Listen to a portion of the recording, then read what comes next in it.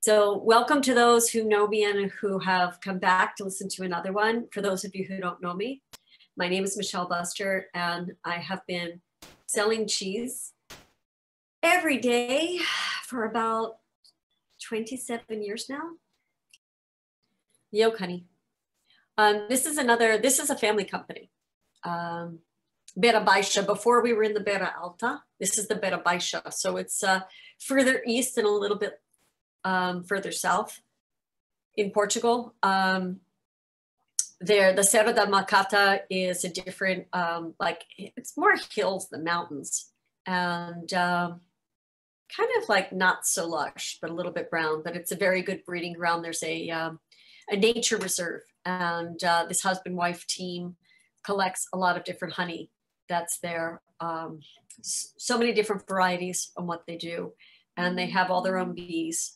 And it's good to look in the PowerPoint so we can see that. So the Beira Baixa from here, it's still about 2.5 hours for me to get there from when we went to the cheese plant.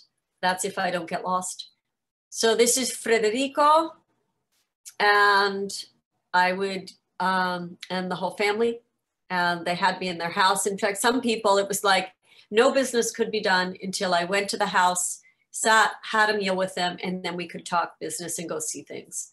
So it was nice to spend some time with them, taste a lot of their things. It's a very simple process where you just see a bunch of vats, you see some filters for when you take the honey from the panels and it goes through, and you want to make sure that you're filtering out the stems and different things that come, and the wax, so that you don't get that when you make the honey. So here is actually where honey is made. There are these boxes. Bees you have to have bees travel by night. You take the boxes, the bees are there, you cover them up, you move them, and then you put them down. And the bees get very agitated if, you couldn't get close to them if they're not. So you cover each one, and then you move them in here.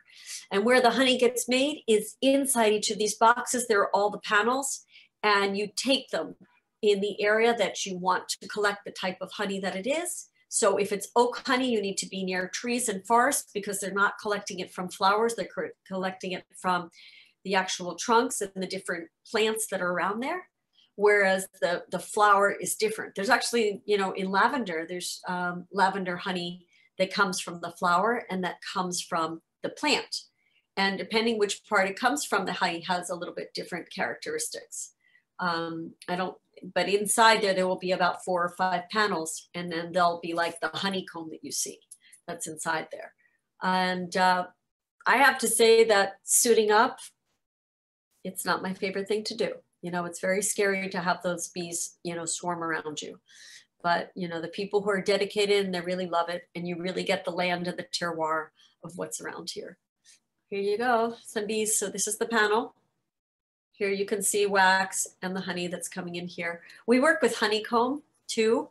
And instead of taking this panel and pulling it off and then cutting squares of honeycomb out of it, they actually put little boxes in these panels, and the bee makes the honeycomb inside each of the plastic boxes. It's the craziest thing.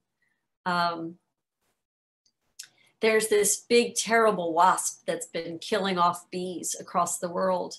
And I haven't heard of it too much in this part of there, but in the north and over in northern Spain, this wasp has been terrible. They behead the bees. So there's been somewhat of a shortage of honey that's out there. With the honey, of course, besides cheeses, it's wonderful with ice cream. You can use it, of course, this, from using other honeys instead of sugar, tea and coffee. I really feel that as an oak honey, I like this very much with the Saint-Georges, and I liked it with all the cheeses that are here. I wanted something, just simple and easy to go with, because these cheeses have a lot of personality on their own. Saint-Georges, as I said, is a really good cooking cheese. So you could use it shredded and shaved. It will also melt. How else could we use it there? I'm trying to think of, could be a good Portuguese style for a frico. So where you're just making it into like a a cracker and cooking it down that way. For some of the other cheeses like Alva, it might be fun if sometimes you could like scoop out, cut out the center of the cheese, and you could cook a rice dish and put it inside there and have a really cool way of serving it. Or even pasta. You know, usually we've seen on some cooking shows, you take a wheel of Parmigiano, which is huge, and you empty it out and then you cook in that. But you can take smaller wheels of cheese and do the same thing. So just empty it out and then use it to decorate. Anyway, that's what I have for you today. Since we fly our cheeses in, I went with some of our more regular ones. We do have more esoteric cheeses that are out there, and in specialty stores, they tend to carry more Portuguese cheeses, but it takes a long time to explain them. And so we bring everything by plane, and we bring some things by pre-order only, so that when it gets here, we know exactly where it's going, and those people have a longer shelf life to sell the cheese, because these are, you know, they don't last a long time, or they're not something that we can store in our warehouse for a really long time. And we want the cheese to be happy. Other than that, I thank you so much for spending some time with us today.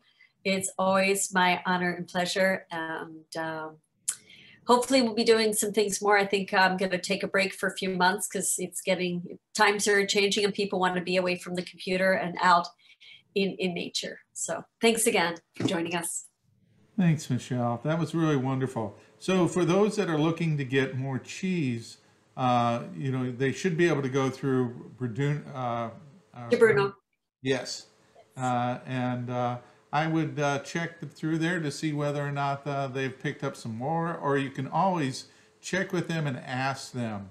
It's always a good idea that instead of just going on there and seeing that they're out of stock, they can sometimes tell you when they plan on getting something in, and some of the things you can do.